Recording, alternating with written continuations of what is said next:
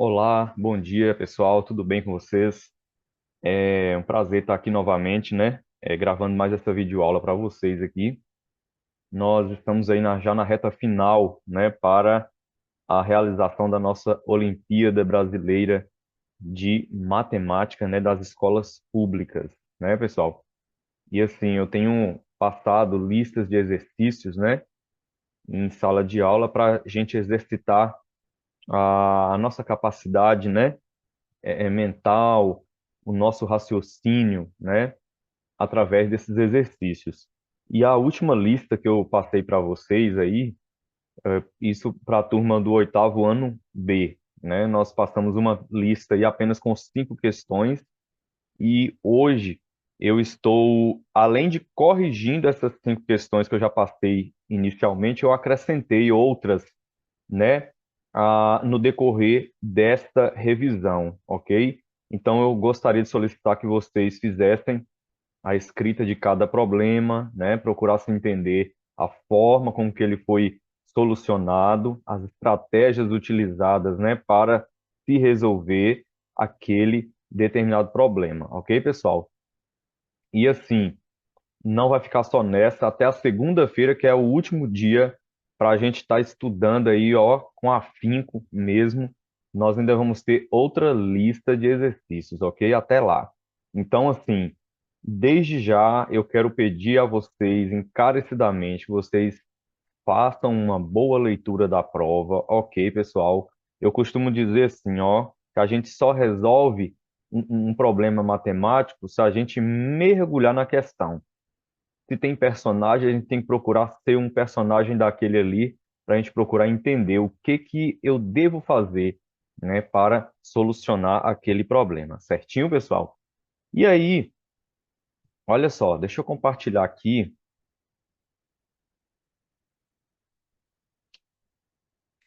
Então, preparando, né, para o OBMAP, hoje, dia 26/5/2023. A primeira questão que nós temos aí foi a questão que envolvia aí radicais. Ok, pessoal?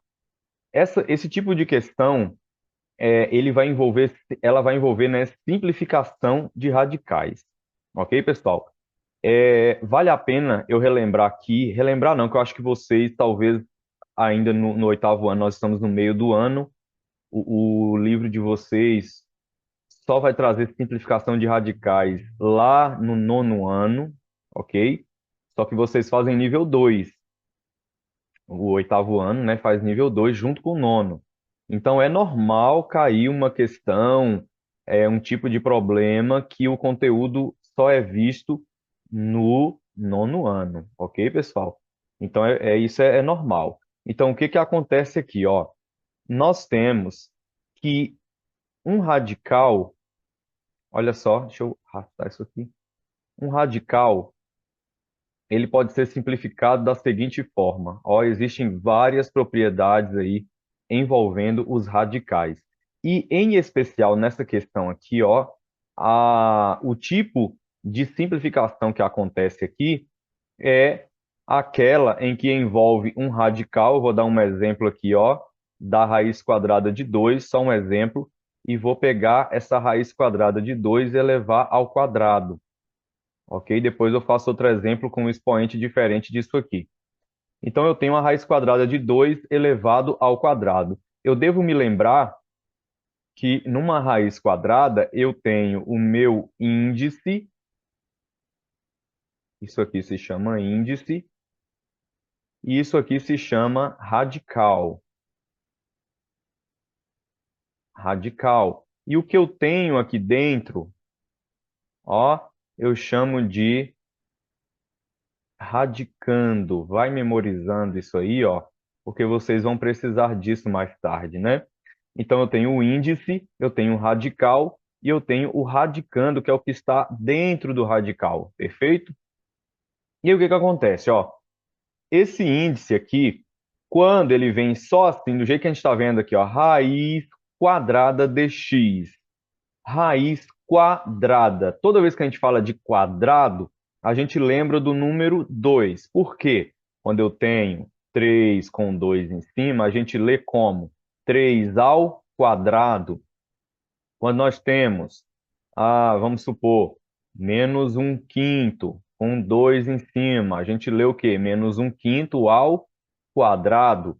Então, essa raiz quadrada, a gente vê que ela tem um 2 oculto lá no índice, ok, pessoal? Então, toda raiz quadrada tem um 2 escondido aqui, certinho? Por isso que dá-se o nome raiz quadrada, é porque tem um 2 escondido ali, tá certo, pessoal? E uma das simplificações de radicais que nós encontramos é aquela em que o radical aqui, ó, é um número par e o expoente que está elevado a esse radical, né, também é um número par. Então, eu posso fazer uma simplificação da mesma forma quando eu tenho 4 oitavos, deixa eu fazer esse 8 direito aqui, 4 oitavos, ó, como se fosse uma fração em que eu posso começar simplificando por 2, 4 dividido por 2 é 2, 8 dividido para 2 é 4, ainda posso por 2, 2 dividido por 2 é 1, 4 dividido por 2 é 2. Ok, pessoal? Então, olha só. Eu posso, então, simplificar aqui esse radical que tem índice 2, ele não tem nada aqui, ó, onde eu estou pintando aqui, não tem nada. Então, significa que tem um 2. A gente pensa que não tem nada, né? Mas tem um 2 escondido ali, pelo que eu já expliquei anteriormente. E aí, o que que a gente vai poder fazer? Se o índice for igual ao expoente, tanto elevado aqui fora quanto assim, ó, vou fazer um exemplo aqui. Olha, o 3 que está elevado ao quadrado, aqui nós temos a raiz que está elevada ao quadrado, funciona da mesma forma. O que que eu vou fazer? Eu vou cortar. Olha, eu vou cortar e o resultado disso aqui é 2. Então, eu fiz uma simplificação por 2, ok? Aqui a mesma coisa, 3 elevado ao quadrado dentro do radical, ou seja, dentro da raiz quadrada. Então, aqui eu tenho 2 escondido, vou cortar com esse 2 aqui, ó. E o resultado disso é quanto? É 3. Certinho, pessoal? Isso sempre vai funcionar. Ok, pessoal? Então, o que que nós vamos fazer? Até porque, por que que deu 2? Às vezes o aluno ainda não entende um processo tão simples desse, né? Que ali a gente só fez o quê? Olhou que o expoente aqui era 2, ó, e olhou que no radical, no índice aqui, ó, no índice também era 2. Então eu posso fazer o cancelamento disso aí e o que fica de resultado é o que está dentro da raiz quadrada, ok? Isso aqui eu estou simplificando na linguagem mais simples possível, né? Para mim não entrar em outros conceitos que talvez você não vá entender, ok? Então aqui, ó, a raiz de 2, eu cortei o índice 2 com o expoente 2. A gente sabe que a raiz quadrada de 2 vezes a raiz quadrada de 2 é a raiz quadrada do número 4. E a raiz quadrada do número 4 a gente sabe que é 2. Então é a mesma coisa aqui, só que de uma forma mais simples. Ok, pessoal? Da mesma forma que a raiz de 3 ao quadrado é a mesma coisa da raiz de quê? 3 ao quadrado é igual a 9, e a raiz quadrada de 9 vale quanto? É 3, porque eu sei que 3 elevado ao quadrado é 9, beleza? Então aí, pessoal, o que vai acontecer nessa questão é isso aí que a gente está vendo aqui. Nós vamos ter que fazer uma simplificação de radicais para a gente poder resolver. Tranquilo, gente? E o mais, o que que eu tenho aqui? Eu tenho uma raiz aqui, ó. Eu tenho um aqui, mais outra raiz aqui de um mais outra raiz quadrada de um. Tudo isso elevado a uma quarta potência. A primeira coisa que eu vou fazer é verificar se tem raiz aqui que eu posso resolver. E eu estou observando aqui, ó, que no finalzinho da minha conta, aqui, olha, eu tenho uma raiz quadrada de um. E a raiz quadrada de um, a gente sabe que é um. Então, o que que eu vou começar fazendo? Vou resolver aquela raizinha lá. Vou baixar a raiz quadrada, vou colocar esse um que já tem lá, ó, vou repetir esse mais também, essa raiz aqui. Aí eu tenho um dentro dela, tá aqui o um. E a raiz quadrada de um é um, então fica um mais um. Olha só, repetir esse um, sinal de mais, e extrair a raiz quadrada de um que deu um. E o resultado disso fica elevado à quarta potência. Dando seguimento, o que que nós vamos ter? Ó, eu vou pegar agora e simplificar aqui esse índice aqui, que a gente sabe que tem um 2 escondido, com aquele 4. Não vai cortar como a gente fez com o 2, só corta se for 2 e 2. Ou raiz cúbica elevada a 3, números iguais, o expoente 3 e o índice 3. Ou índice 2 e expoente 2. Aí a gente cancela. Mas nesse caso aqui não posso cancelar, porque aqui eu tenho um 4 e aqui é um 2. Então, eu vou fazer uma simplificação aqui, ó, por 2. 4 dividido por 2 é 2. E aqui vai cancelar. Mas fica o 2 aqui de expoente ainda, certo? Então, se eu vou cancelar, esse 1 que está fora e essa raiz que tem 1 mais 1 dentro, eles vão ficar assim, ó. 1 mais raiz de... Posso somar aqui, ó, esse 1 com esse 1 aqui dentro, ó, tranquilo. 1 mais 1 eu sei que é 2, então fica assim, ó, 1 mais raiz de 2 elevado ao quadrado, porque aqui eu simplifiquei o 4 por 2 e não deu para cancelar, ok? Então, só cancelei o quê? A raiz de índice 2. E aí ficou assim, 1 mais raiz de 2 ao quadrado. Vi, e agora o que que eu faço? Isso aqui, pessoal, a gente sabe, ó, que é o quadrado da soma, ó, de dois termos. Nós já vimos isso em sala de aula. Ó, o quadrado da soma de dois termos. Como é que resolve isso? Nós temos a fórmulazinha até anotada no caderno. A gente faz o quadrado do... Vixe, apertei o botão da caneta aqui, endoidou. Beleza, olha, a gente faz o quadrado do primeiro, vamos fazer aqui, o quadrado do primeiro termo, que é o 1, 1 ao quadrado, mais duas vezes 2 multiplicado o primeiro termo, que é 1, vezes o segundo, que é raiz quadrada de 2, mais o quadrado do segundo termo, que é raiz quadrada de 2. Então, fica raiz quadrada de 2 elevado ao quadrado, ok? É assim que você deveria desenvolver. Agora, a gente só vai resolver isso aqui, ó, multiplicado, e resolver isso aqui elevado ao quadrado, que a gente já viu que vai cancelar aqui, né? Porque o índice aqui é 2 e aqui em cima tem um 2 também. Então, 1 vezes 1 é 1, mais e com mais vai dar mais. 2 vezes 1, 2. 2 vezes a raiz quadrada de 2 fica 2 raiz de 2. Ok, pessoal? Vocês perceberam a diferença? É como se fosse 4 vezes x, que é igual a 4x. 4 vezes a raiz de 3 fica 4 raiz de 3, o número acompanhado da raiz. Viu que diferença? Por exemplo, se fosse assim, ó, raiz quadrada 4 vezes raiz quadrada 3, 4 vezes 3, 12. Olha aí, é diferente, ó, pessoal. Não confunda. Talvez o menino queira fazer 4 vezes 3 raiz de 12. Não. O 4 ele não tem acompanhamento de raiz, ele vai ser multiplicado pelo que está aqui fora, acompanhando a raiz quadrada de 3, que é um número 1. 4 vezes 1, 4, e permanece a raiz de 3. Tranquilo? Não façam isso aí. Agora, se for raiz vezes raiz, aí sim. 4 vezes 3, 12. Raiz quadrada de 12. Certinho? Olha aí para você ver que uma questão dessa aí, o tanto de conceito que a gente acaba vendo. Aí, beleza. 2 vezes 1, 2. 2 vezes raiz quadrada de 2, 2 raiz de 2. Mais, aqui eu vou cancelar, sai para fora o 2. E aí, o que que eu posso fazer aqui? Pegar esse 2 e somar com aquele 1, que eles são semelhantes. Ó, por que que eles são semelhantes? Porque eles não acompanham aquela raiz quadrada de 2, que esse 2 aqui, ó, está acompanhando. Então, 2 mais 1, 3. E aí fica mais 2 raiz de 2, que eu não posso juntar com esse 3, tá? Então fica 3 mais 2 raiz de 2. E nós vamos marcar aqui, ó, a alternativa E. Beleza, gente?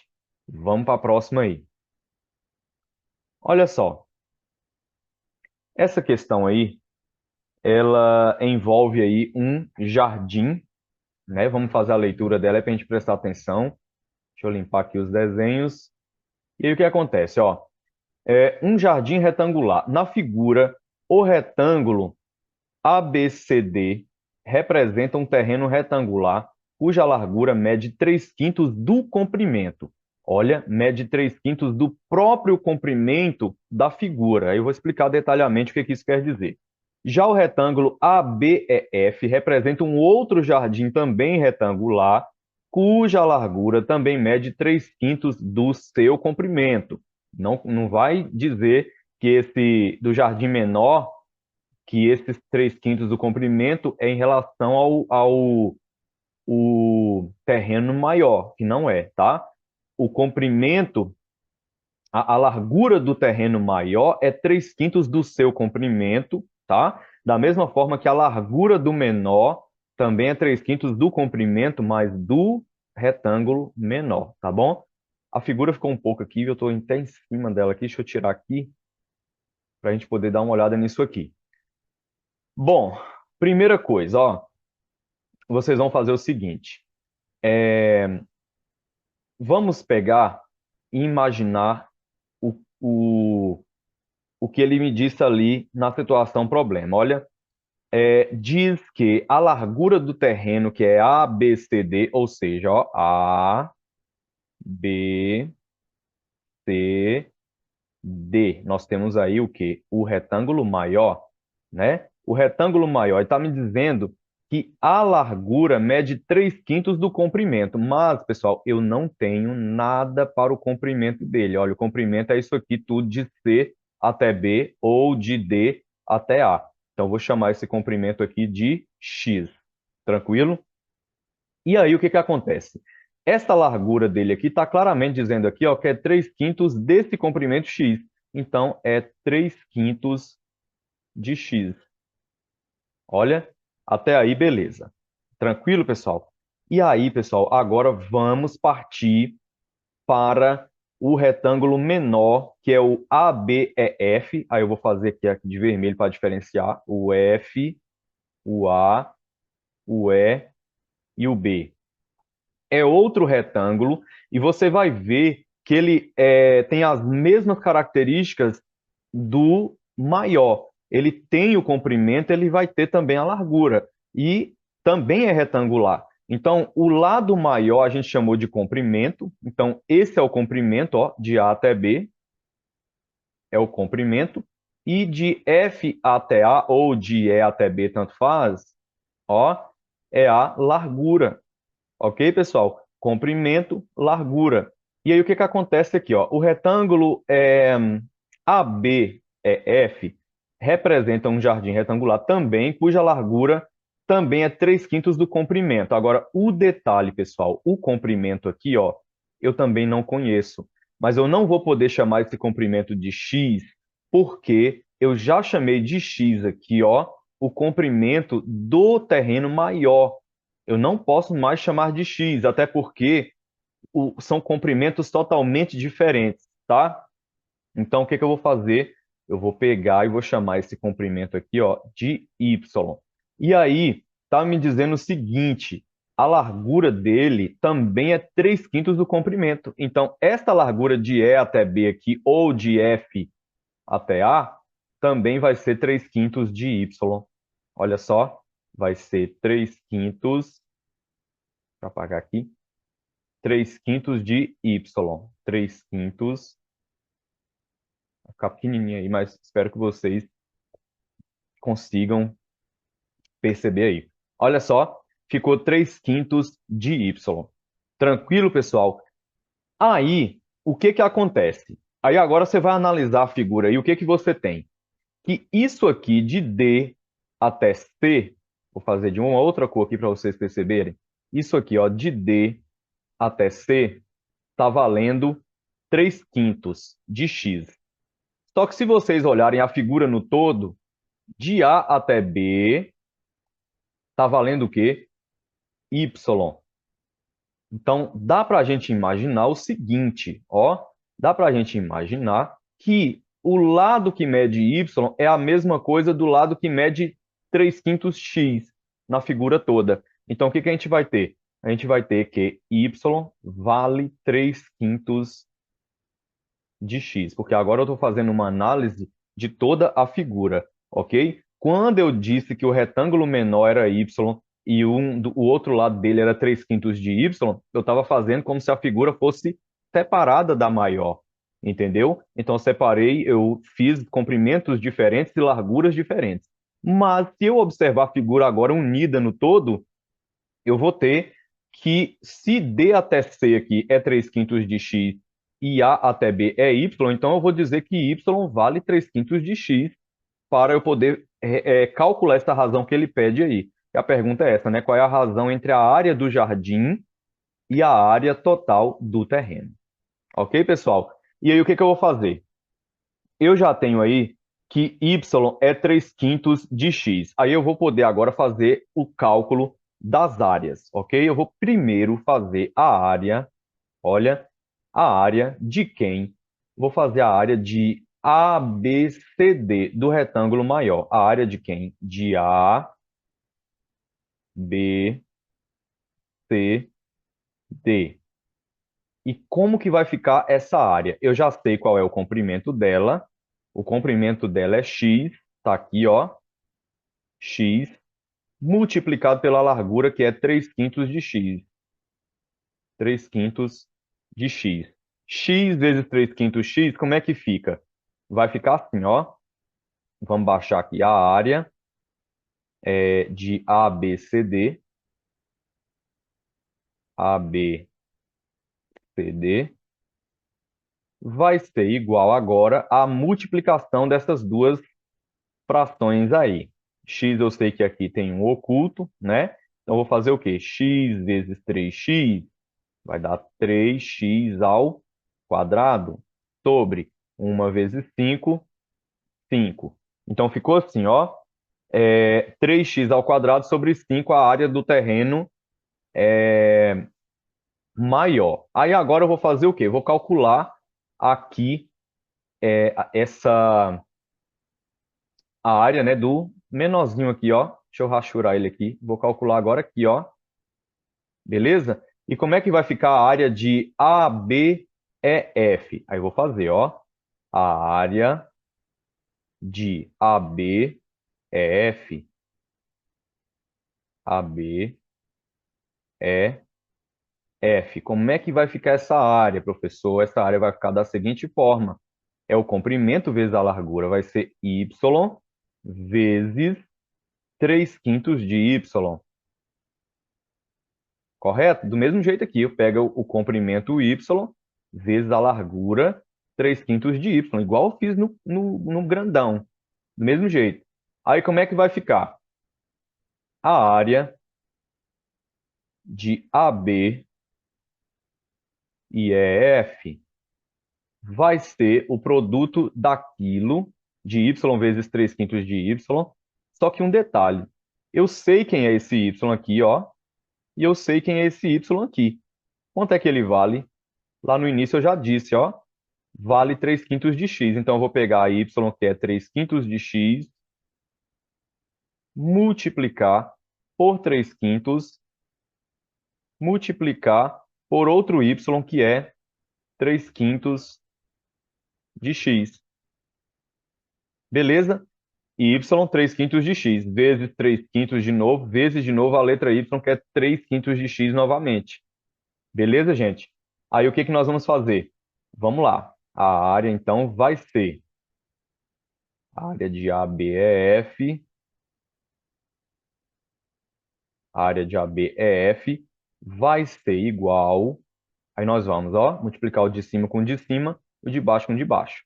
3x vezes 3 dá 9x, vezes 3x dá 27, x ao quadrado, dividido por 5 vezes 5 vezes 5 lá no denominador, vai dar 125 aqui de denominador.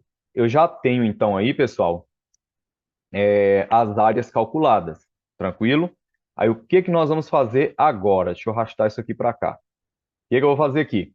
Ele quer qual é a razão entre a área do jardim, aí aqui, nesse canto aqui, ó, eu vou estabelecer a razão que ele quer. Razão, olha. Então, o que que eu vou fazer agora? A razão entre a área do jardim. Como é que ficou a área do jardim? A área do jardim ficou assim, 27x ao quadrado sobre 125. Razão é uma coisa dividido por outra. Então, se ele pede a razão entre a área do jardim e a área total do terreno, é porque ele quer que você pegue a área do jardim e faça uma divisão com a área total do terreno. Então, nós vamos fazer aqui, ó, divisão com a área do terreno agora, maior, que é o quê? 3x ao quadrado sobre 5. Olha que divisão de fração aí, pessoal. Como é que nós vamos desenvolver isso aqui? Nós vamos conservar a primeira fração, ó, que é 27 sobre 125, x ao quadrado, ok? Assim, antes de mais nada, eu vou perceber o seguinte, ó. Veja bem, antes de começar isso aqui, observa ali, pessoal, que eu estou dividindo 27x ao quadrado lá em cima por 3x ao quadrado cá embaixo. Então, o que que eu vou fazer? Eu vou fazer o cancelamento aqui desse x ao quadrado, porque na divisão, esses expoentes eles vão diminuir na divisão de potência de bases iguais. Eles vão fazer 2 menos 2 que dá zero, então vai desaparecer. Então, normalmente, vai ter que ficar o quê? 27 sobre 125, porque na divisão, né? Eu vou fazer o quê? Conservar a primeira, trocar o sinal de divisão por multiplicação e vou inverter a segunda. Então vai ser o quê? 3 quintos, vai 5 para cá, 3 para cá. Aí nós vamos multiplicar agora aí. O 27 vezes o 5, vamos fazer essa continha aqui rapidinho. 27 vezes 5. 5 vezes 7, 35, sobe 3. 5 vezes 2, 10 com 3, 13. Deu 135. Tá aqui. Sobre. Aí agora 125 vezes 3. 125 vezes 3. 3 vezes 5, 15, vai 1. 3 vezes 2, 6 e 1, 7. 3 vezes 1, 3. Deu 375. 375. Aí o que que eu faço agora, pessoal? Posso aqui estar simplificando ao máximo se eu quiser. Ó, aquele 135 e aquele 375 vai dar para mim simplificar por 5. Por quê? Ambos encerraram em 5. Se você pegar o 135 e dividir por 5, você vai encontrar aqui o 27. Então, eu vou puxar para cá, para baixo, ó. Eu vou encontrar 27 sobre, agora 375 dividido por 5. 375 dividido por 5, você vai encontrar 75. Olha, ainda eu poderia ir aqui por 3, ó. 27 dividido por 3 é 9, ó. E 75 dividido para 3 é 25. Aí agora eu finalizo aqui, ó. Quanto que é 9 dividido para 25? É 0,36. E nós vimos que 0,36 em porcentagem é 36%. Beleza, pessoal? 36%. Nós vamos ficar aqui com a letra B. Corretíssimo? É assim que você vai proceder numa questão como essa. Viu aí, pessoal? Tranquilo, vamos lá. Próxima questão. Ângulos externos de um triângulo. Vamos apagar aqui a coisaiada toda. Olha o que nós temos aqui, ó. Dados os ângulos de 150 graus e 160 graus indicados na figura, calcule os valores dos ângulos de x, y e z. Pessoal, ele quer que você encontre aqui, ó, esse ângulo de y, esse ângulo de z e esse ângulo de x. Você percebe que aqui claramente, né, que trata-se de um triângulo, né? Pessoal, o que que acontece numa questão como essa daqui, ó? Aqui você pode usar diversos artifícios para você encontrar os valores de x, y e z. Inclusive, um artifício que você pode utilizar aqui é observar aí os cruzamentos de retas. Por quê, pessoal? Toda vez que você tem, ó, vou desenhar aqui uma reta, olha só, vou desenhar aqui uma outra reta. Observa que essas retas aí, elas são concorrentes e elas se cruzam nesse ponto aqui em comum. vou até fazer de outra cor aqui, elas se cruzam aqui nesse ponto em comum. Então, o que que eu vou ter nisso aqui, ó? Eu vou dizer que eu tenho ângulos opostos pelo vértice, ok? Ângulos opostos pelo vértice, ok, pessoal? Sempre que eu tenho cruzamento de duas retas, elas se cruzam em um ponto em comum, eu vou ter ângulos opostos pelo vértice. E qual é a característica desses ângulos opostos pelo vértice? Eles são, eles são iguais. Que em geometria a gente não fala igual, né? A gente fala o quê, ó? Congruentes. Ok, pessoal? Então, esse ângulo aqui, ó, mede a mesma coisa desse aqui. E esse ângulo aqui, olha, mede a mesma coisa desse aqui. Tranquilo, pessoal? Então, eu vou perceber nessa figura aqui esse tipo de acontecimento, ok? Por exemplo, vamos aqui. Onde é que eu vou perceber isso? Eu vou perceber aqui, ó, e aqui tem essa reta cruzando com essa.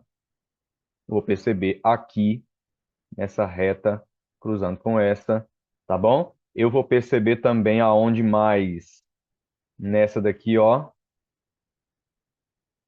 e essa aqui tá saindo cruzando. Se eu prolongar mais essa daqui, ó, ela vai sair assim, então esse ângulo daqui é igual ao daqui, apesar de que também não vai me ajudar tanto, mas dá para me perceber isso aí, ok?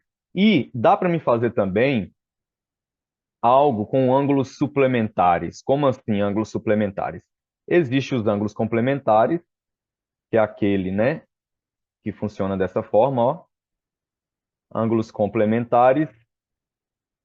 Aqui eu tenho esse ângulo que você já percebe que ele é de 90 graus, mas eu vou dividi-lo aqui em duas partes, ó. Eu vou colocar esse ângulo aqui medindo, vamos colocar aqui 68 graus, e esse aqui de medida X. Mas eu sei que ele é um ângulo que complementar. O que que é um ângulo complementar? A soma é 90 graus. 90 graus. Então, a soma de 68 com x tem que dar 90 graus. Da mesma forma, eu tenho um ângulo suplementar. Olha só, o suplementar funciona dessa forma. Eu vou ter o ângulo aqui, aí eu vou puxar aqui esse outro ângulo, e eu tenho aqui esse ângulo aqui que eu vou pôr ele valendo 44 graus, e esse aqui valendo y, ó. E aí, o que que eu vou ter aqui? Qual é a característica principal? Você percebe que ele é um ângulo de meia volta. Então, esse ângulo aqui mais esse outro aqui vai ter que dar quanto agora? 180 graus, porque um ângulo de meia volta, ele mede 180 graus, ok? Esse aqui não, é um ângulo de um quarto de volta. Então, ele mede 90 graus, que é no caso complementar, ok? Então, você só vai memorizar o seguinte: complementar 90 graus, suplementar 180 graus. Então, aqui, a soma é 180 graus. Ok, pessoal? Então, eu vou perceber que aqui, na figura que ele deu para a gente, para calcular x, y e z, está aparecendo muito aí a questão do ângulo é suplementar, né? Então, além disso, tem também a questão lá dos ângulos opostos pelo vértice, que nós já explicamos inicialmente. Então, olha só o que nós podemos fazer aqui, ó. Vou apagar aqui para não causar muita mistura. E aí, se eu tenho aqui uma medida de 150 graus, ó, aqui eu também vou ter 150 graus, ok? Então, eu vou fazer o quê? Eu vou colocar aqui, ó, essa medida de 150 graus aqui também. Aqui, 150 graus, ok? Vou fazer o quê? Vou pegar isso aqui, deixa eu ver se eu consigo arrastar isso aqui mais para lá, para mim não, para não me atrapalhar tanto, eu vou colocar mais para cá. Se caso vocês queiram anotar alguma coisa aí, tá para cá, beleza? E aí, o que que acontece, ó? Ali eu já coloquei 150 graus, né? Porque são ângulos opostos pelo vértice. Houve o cruzamento de duas retas aqui, ó. esse ângulo aqui deu 150 graus, então o vizinho dele aqui, oposto a ele, também é 150 graus. Tranquilo? E aí o que acontece? Vamos agora partir para o seguinte. E aqui, esse ângulo e esse, vai medir quanto? Aí eu vou partir para a ideia do ângulo suplementar, em que a soma é 180 graus. Então, se eu tenho 50 graus aqui, esse aqui vai medir o quê? 30 graus. Beleza, gente? Esse é 30 graus. Esse aqui, ó, também é 30 graus. Deixa eu apagar aqui. Ficou bem embaçado aqui. Esse aqui também é 30 graus. Eu vou colocar aqui, ó, 30 graus. Por que que eu estou colocando isso aqui? Porque vai me ajudar já a encontrar a letra Z aqui já, ó. Porque veja que daqui para cá e para cá forma um triângulo. E aí o que que eu vou ter? Eu já tenho essa medidazinha aqui, ó. Vou fazer de azul aqui, ó. Eu já tenho ela, que é 30 graus. Aí eu vou achar essa pequenininha aqui, ó, partindo da mesma ideia dos ângulos suplementares. Eu tenho 160 aqui, então quanto que eu vou ter aqui para dar 180?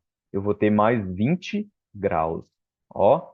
Então aqui mede 20. Beleza, então eu já tenho um ângulo de 30, um ângulo de 20, e aí eu já posso determinar esse ângulo aqui que eu vou desenhar aqui, ó, pela propriedade dos ângulos de um triângulo que sempre é 180 graus. Então, eu vou pegar 30 mais 20 dá quanto? 50. 50 para 180 vai faltar quanto? 130. Então, aqui, ó, é 130 graus. Aí, pessoal, você vê que esse ângulo de 130 graus que eu coloquei aqui, ó, junto com esse Z, mede quanto? Mede 180. Então, se eu tenho 130, vai faltar quanto para a gente? Vai faltar 50 graus. Então, eu já achei Z. Ó, Z é 50 graus. Tranquilo, pessoal? Já encontrei Z. E agora, o que que eu vou fazer? Eu vou apagar algumas coisas que eu já fiz aqui. Eu já sei que Z, né, mede 50 graus. Olha. Aí eu vou agora lá para os de cima, determinar ali Y se eu quiser. Deixa eu ver se dá para me achar aqui já o X. Só daria para me encontrar o X se eu tivesse aqui, ó. Aqui, essa medida aqui. Aí eu poderia encontrar X porque eu já sei que o triângulo que forma aqui, ó, onde aparece o ângulo de X é esse, ó. É aqui com o ângulo de X e com essa pontinha aqui que eu já sei que é 20 graus, ó. Com esse ângulo dali. Beleza? Mas, deixa eu ver aqui. Vamos ver o que eu posso fazer aqui. Eu vou começar fazendo o seguinte, ó. Se aqui é 150 graus, com esse ângulo aqui, ó, vai dar 180. Então, aqui é 30. Para me achar essa ponta aqui, ó, de Y. Eu vou dizer que aqui é 30 graus. Tranquilo? E aí, o que que acontece aqui agora, ó? Se aqui é 150 graus, fechando com esse aqui dá 180. Então, aqui também vai ser 30 graus. Ó, aqui também é 30 graus. E aí, se aqui é 160, aqui vai ser 20.